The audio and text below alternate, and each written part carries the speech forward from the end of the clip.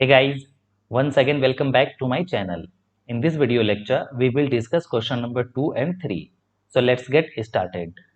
शुरू करने से पहले हम linear equation in two variables का ग्राफिकल रिप्रेजेंटेशन देख लेते हैं जो हमें क्वेश्चन को सोल्व करने में हेल्प करेगा। तो ये रहा आपके स्क्रीन पे।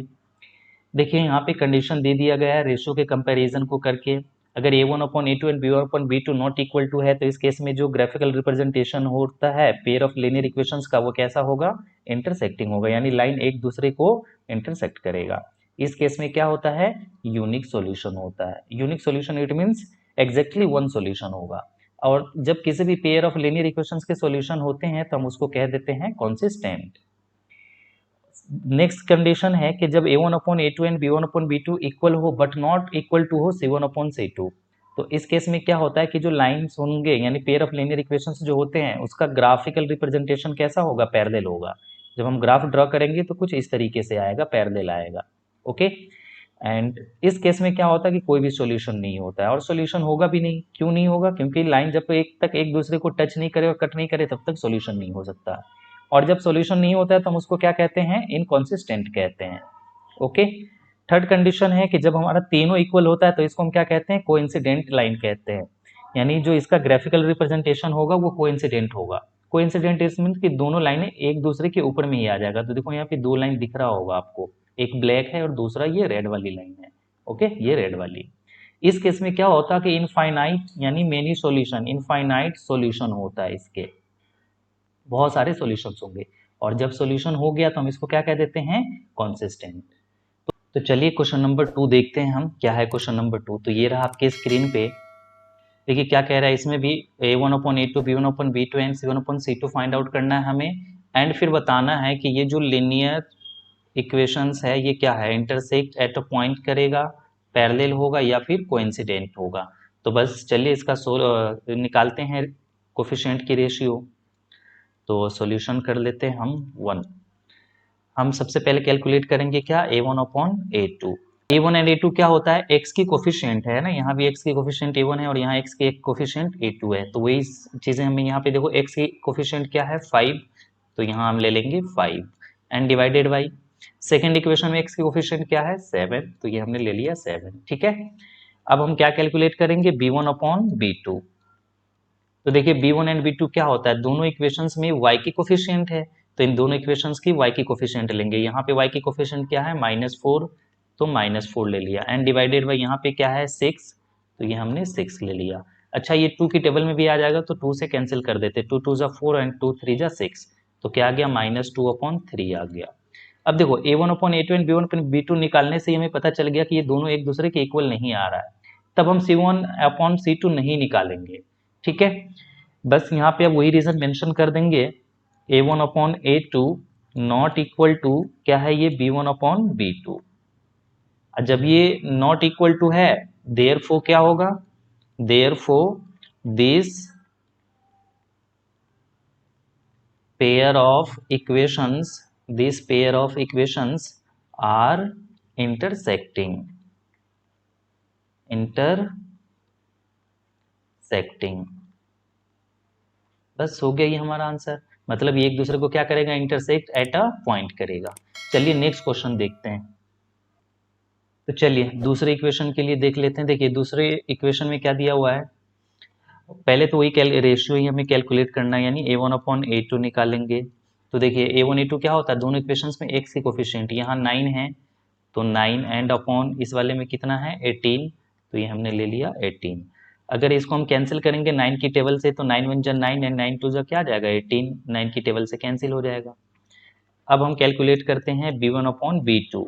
तो देखिए b1/b2 क्या आ जाएगा, ये y की कोफिशिएंट होती है तो ये 3 है एंड ये क्या है 6 है, तो 3/6 इक्वल टू ये भी क्या आ जाएगा 1/2। और जब दो इक्वल आ जाता है तो हमें थर्ड वन भी कैलकुलेट करना पड़ेगा, c1/c2 भी आप कैलकुलेट करेंगे। तो ये क्या है 12 एंड ये क्या है 24, तो ये आ गया हमारा 12/24। तो 12 1 जा 12 एंड 12 2 जा 24 है ना, तो ये भी क्या आ गया 1/2। अब देखिए तीनों क्या आ गया, इक्वल आ गया, a1/a2 b1/b2 एंड c1/c2 तीनों इक्वल आ गया। तो अब रीजन हम यहाँ पे मेंशन करेंगे यही चीज है, सिंस तो देखिए वही रीजन हमने यहाँ पे मेंशन किया कि A1/A2 B1/B2 एंड C1/C2 क्या है, इक्वल है। तो अगर ये कंडीशन आ जाती है तब हम क्या कह देते हैं कि ये जो लाइंस होंगी ये क्या होगा, कोइंसिडेंट लाइंस होगा। तो वही चीज हमने मेंशन कर दिया कि this pair of equations are coincident. ठीक है, और ये जो इक्वेशंस हुआ है ये इक्वेशंस को हम ये इक्वेशंस का ग्राफ ड्रॉ करते हैं तो क्या आता है, लाइन आता है, तो हम लाइन भी कह सकते हैं इसको। चलिए नेक्स्ट क्वेश्चन हम देखते हैं। तो अब आइए थर्ड के लिए सॉल्यूशन करते हैं। इसमें भी हमें वही रेशियो निकालना है A1/A2। तो देखिए A1/A2 क्या है, ये x की कोफिशिएंट होता है तो ये 6 है, तो 6 एंड अपॉन ये x की कोफिशिएंट क्या है 2। कैंसिल करेंगे तो ये क्या आ जाएगा 3/1। ठीक है, आप इसको इक्वल टू 3 भी लिख सकते पर कोई ज़रूरत नहीं है यहाँ पे लिखना। ओके, अब हम कैलकुलेट करेंगे B1/B2। तो देखिए B1/B2 क्या आ जाएगा, B1 एंड B2 क्या होता है, y की कोफिशिएंट। तो देखिए y की कोफिशिएंट क्या है -3, तो -3 एंड डिवाइडेड बाई, यहाँ पे देखिए कोई भी कोफिशिएंट नहीं लिखा हुआ है, मतलब कि 1 होगा। जब कुछ नहीं होता यहाँ तो 1 होगा, तो ये क्या होगा माइनस का 1। अब माइनस से माइनस कैंसिल हो गया तो ये क्या आ गया 3/1। अब हम क्या कैलकुलेट करेंगे C1/C2। तो C1/C2 अगर निकालते हैं तो ये कांस्टेंट टर्म होता है, तो ये देखिए 10 है और ये क्या है 9, तो ये आ जाएगा हमारा 10/9। ठीक है, और अगर हमें जब A1/A2 एंड B1/B2 इक्वल मिलता है ना तो हमें थर्ड भी निकालना पड़ता है। अब देखिए यहाँ पे हमें A1/A2 एंड B1/B2 तो इक्वल मिला बट C1/C2 इक्वल नहीं मिला। तो इस केस में क्या होता है आप एक बार याद करो। तो देखिए इन्हीं चीज़ों को हमने लिख दिया कि A1 A2 B1 B2 तो इक्वल है बट नॉट इक्वल टू है C1/C2। तो इस केस में क्या होता है कि this pair of equations are parallel. ये जो इक्वेशंस है ये इसके क्या होंगे, ये दोनों एक दूसरे के पैरेलल होगा। चलिए अब हम क्वेश्चन नंबर 3 देखते हैं। तो देखिए ये रहा क्वेश्चन नंबर 3 आपके स्क्रीन पे। क्वेश्चन नंबर 3 में भी देखो वही रेशियो हमें फाइंड आउट करने एंड फिर बताने हैं कि लीनियर इक्वेशंस आर कॉन्सिस्टेंट और इनकॉन्सिस्टेंट। ओके, कॉन्सिस्टेंट और इनकॉन्सिस्टेंट बताना है। तो वीडियो को शुरू में ही मैंने बता दिया कि कॉन्सिस्टेंट और इनकॉन्सिस्टेंट किस किस कंडीशन में होता है। तो चलिए अब हम इसको सॉल्यूशन करते हैं। देखिए ये हम आपकी कन्वीनियंस के लिए ये जो कंडीशन थी कॉन्सिस्टेंट और इनकॉन्सिस्टेंट की वो यहाँ पे मैंने मेंशन कर दिया है। अब आइए क्वेश्चन नंबर 1 सोल्व करते हैं। तो क्वेश्चन नंबर 1 में जो इक्वेशंस दिया हुआ था ये है, ये फर्स्ट इक्वेशन है एंड ये सेकंड इक्वेशन है। इन दोनों को हमने वर्टिकली लिख लिया है। अब इसको हमें कंपेयर करना होता है इसलिए हमने A1 जो स्टैंडर्ड फॉर्म होती है वो भी मेंशन कर लिया। अब रेशियो निकालेंगे A1/A2। तो A1/A2 क्या है, A1/A2 देखो x की कोफिशिएंट है तो इन दोनों में x की कोफिशिएंट आप देख लो क्या है, ये 3/2 है ना, ये 3 है और ये 2 है। अब क्या कैलकुलेट करेंगे हम B1/B2। तो B1 B2 क्या है, देखो y की कोफिशिएंट है तो यहाँ y कितना है 2, तो ये 2 आ जाएगा एंड अपॉन नीचे में y कितना है -3, तो ये माइनस का 3 आ गया इक्वल टू। तो इसको हम हाँ ऐसे भी लिख सकते हैं इक्वल टू -2/3। नीचे में माइनस होता है ना तो अच्छा नहीं लगता देखने में, तो हम ऐसा भी लिख सकते हैं। अब देखिए दो जैसे ही नॉट इक्वल टू आया क्योंकि A1/A2 and B1/B2 not equal to एक दूसरे के। अब जैसे ही ये एक दूसरे के इक्वल नहीं है तो हमें C1/C2 निकालने की कोई ज़रूरत भी नहीं है। अब हम सीधा कह सकते हैं यहाँ पे मेंशन रीजन दे करके कि since A1/A2 not equal to है B1/B2, सो ठीक है, so this pair of equations, this pair of equations are consistent. देखिए नॉट इक्वल में क्या है यहाँ है ना, नॉट इक्वल के केस में कॉन्सिस्टेंट है तो हम मेंशन कर सकते हैं कॉन्सिस्टेंट। हो गया आंसर हमारा। चलिए नेक्स्ट देख लेते। देखिए क्वेश्चन नंबर 2 के लिए भी हमने इस इक्वेशंस को, ये जो दो इक्वेशन दिए हुए हैं हॉरिजॉन्टली यानी रो वाइज दिया हुआ है, इसको हमने क्या किया अब ऐसे ऊपर नीचे एक दूसरे के लिख लिया। अब हमें वही रेशियो निकाल लेना है A1/A2। तो A1/A2 क्या हो जाएगा, x की कोफिशिएंट होती है ना A1/A2, तो देखिए यहाँ क्या है 2 एंड ये क्या है 4, तो कैंसिल होकर क्या आ जाएगा 1/2। दूसरा हम निकालेंगे B1/B2। तो B1/B2 के लिए देखिए ये क्या है, B1 B2 क्या होता है y की कोफिशिएंट, तो यहाँ -3 है तो -3 एंड अपॉन ये क्या है -6, तो -6, 3 1 जा 3 एंड 3 2 जा 6 और माइनस से माइनस कैंसिल, तो फाइनल क्या आ गया ये भी 1/2। अब जब A1/A2 एंड B1/B2 इक्वल आ जाता है तब हमें C1/C2 भी कैलकुलेट करना होता है। तो C1/C2 देखिए C1 एंड C2 क्या है, कांस्टेंट टर्म है, और ये इक्वल के इधर क्या है 0, तो यहाँ पे देखिए हम इसको 8/9 सीधा रख सकते हैं बिना इक्वल के RHS की तरफ 0 बनाए हुए, या फिर हम इसको इधर की तरफ सेंड कर देंगे LHS में, तब ये RHS क्या बन जाएगा 0। तो देखिए यहाँ पे क्या आ जाएगा माइनस का 8 है ना, ये प्लस है तो इधर जाके -8 एंड अपॉन में क्या आ जाएगा -9, तो उसी वाले फॉर्म पे चला गया, तो माइनस से माइनस कैंसिल हो गया। तो हाँ जरूरी नहीं है कि इसको इस साइड भेजो ही, आप सीधा सीधा भी रख सकते हो। तो ये क्या गया 8/9। अब यहाँ से एक चीज हमें क्लियर दिख गया, क्या देखिए, तो हमें क्या दिख गया यही कि A1/A2 B1/B2 तो इक्वल है बट नॉट इक्वल टू है C1/C2। तो देखिए इस केस में क्या होता है, यही वाला केस है ना हमारा सेकेंड, इस केस में क्या होता है इनकॉन्सिस्टेंट, तो हम यहाँ पे मेंशन कर सकते हैं therefore this pair of equations are inconsistent।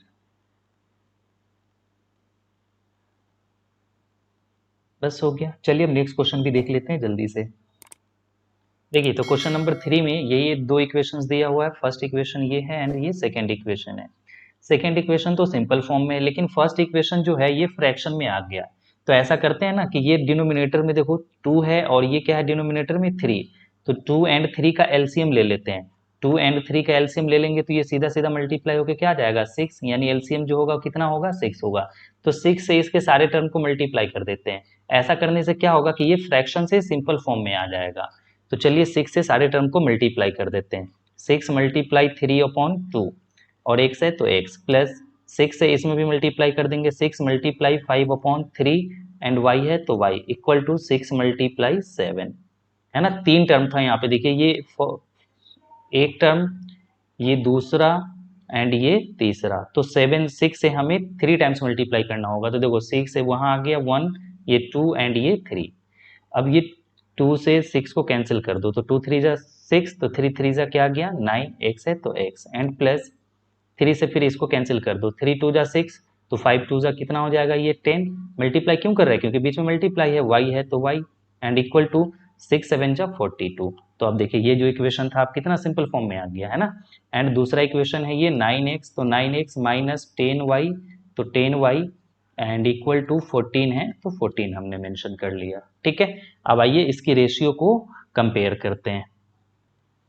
तो A1/A2 निकाल लेंगे। A1/A2 इक्वल टू देखिए क्या आ जाएगा, ये A1 होगा, है ना, x की फर्स्ट इक्वेशन की x की coefficient 9 and upon second equation की x की कोफिशिएंट 9, तो ये कैंसिल होकर क्या आ जाएगा 1/1। अब B1/B2 निकाल लेते हैं। B1/B2 इक्वल टू y की कोफिशिएंट, तो यहाँ पे तो 10 है तो ये 10 एंड अपॉन यहाँ पे y की कोफिशिएंट क्या है माइनस का 10, तो ये -10 आ गया। अब ये कैंसिल होकर क्या आ जाएगा -1/1। अब देखिए बहुत बच्चे कहेंगे कि ये और ये दोनों इक्वल है, तो ऐसा नहीं है। ठीक है, ये माइनस है तो डिफरेंस हो गया दोनों में। और जब ये A1/A2 एंड B1/B2 इक्वल नहीं आया, तो बस हम यहीं पे कह देंगे कि since A1/A2 not equal to क्या है, क्या B1/B2। जब A1/A2 एंड B1/B2 इक्वल नहीं है, तो देखिए ये वाला केस हो गया, और इस केस में क्या होता है कॉन्सिस्टेंट। तो हम यहाँ पे मेंशन कर सकते हैं, सो this pair of equations are consistent। Okay, चलिए नेक्स्ट क्वेश्चन देखते हैं। देखिए क्वेश्चन नंबर 4 मैंने आपके लिए छोड़ दिया, आप कर सकते हैं, इजी है। अब क्वेश्चन नंबर 5 मैं करवा देता हूं। तो देखिए इसमें दो इक्वेशन ये दिया हुआ है, तो इस वाले में फ्रैक्शन का टर्म आ गया, लेकिन इसमें फ्रैक्शन नहीं है, सिंपल फॉर्म में। तो जिसमें भी फ्रैक्शन आ जाए ना उसको कन्वर्ट कर लो सिंपल फॉर्म में। तो देखिए यहाँ पे हम कैसे करेंगे, आप कहोगे सर इस वाले में तो चलिए दो जगह, एक जगह 2 था और एक जगह 3 था, यानी दो जगह फ्रैक्शन था तो एलसीएम ले लिया था आपने। लेकिन यहाँ एक जगह ही आ रहा है फ्रैक्शन, तो क्या करें, तो बस जो एक जगह आ जाएगा ना, तो जो डिनोमिनेटर में है ना उससे ही मल्टीप्लाई कर देना है हमें, क्या सारे टर्म को। तो चलिए इस वाले में मल्टीप्लाई कर देते हैं। देखिए 4/3 है, इसमें हम मल्टीप्लाई कर देंगे किससे 3 से ही, जो डिनोमिनेटर में होगा उससे ही मल्टीप्लाई कर देंगे। प्लस 3 से मल्टीप्लाई किया ना हमने यहाँ पे, तो 3 से सारे टर्म को कर देना है, बस ये चीज ध्यान रखना है। 8 मल्टीप्लाई 3, तो ये 3 से 3 क्या हो गया कैंसिल, तो ये क्या हो जाएगा 4x एंड प्लस 3 2 जा 6y इक्वल टू 8 3 जा 24। ओके, एंड सेकेंड इक्वेशन हमारा क्या था, ये 2x, तो 2x प्लस 3y, तो 3y इक्वल टू 12 है, तो 12। अब कंपेयर कर लीजिए, A1/A2, तो देखिए 4 एंड अपॉन यहाँ क्या हो जाएगा ये 2, तो फाइनल क्या आ जाएगा ये 2/1 है ना, कैंसिल होके इक्वल टू हम 2 भी लिख सकते हैं। B1/B2 अगर निकालते हैं तो देखिए यहाँ पे क्या है ये 6, तो 6 एंड अपॉन B1/B2 y के कोफिशिएंट होता है ना, तो ये y के कोफिशिएंट 6 हमने ले लिया, और ये y के कोफिशिएंट 3, तो 3, तो ये भी क्या आ गया 2/1। जब दो इक्वल मिल जाए तब हम क्या कैलकुलेट करेंगे, C1/C2 भी कैलकुलेट करेंगे। तो C1 देखिए ये क्या है 24, तो 24। अब आप बोलोगे सर RHS में तो 0 होना चाहिए, इसको पहले इधर भेज दीजिए, तो कोई ज़रूरी नहीं है कि इधर भेज के ही लें, ऐसा भी ले सकते हैं। और ये क्या है 12, तो 12 तो कैंसिल होकर क्या आ जाएगा ये भी आ जाएगा हमारा 2/1, 2/1। अब देखो ये A1/A2, B1/B2, C1/C2 तीनों क्या आ गया, इक्वल आ गया। तो अब हम यहाँ पे रीजन मेंशन कर लेंगे क्या, since A1/A2 equal to B1/B2 equal to C1/C2, therefore, ये देयरफॉर का सिंबल है, therefore this pair of equations, this pair of equations are, अब देखिए तीनों इक्वल है ना, तीनों इक्वल है, तो देखिए कौन सा केस है, ये वाला केस हो गया, तो ये क्या है कॉन्सिस्टेंट, तो हो गया कॉन्सिस्टेंट। ठीक है, ये याद होना चाहिए कंडीशन।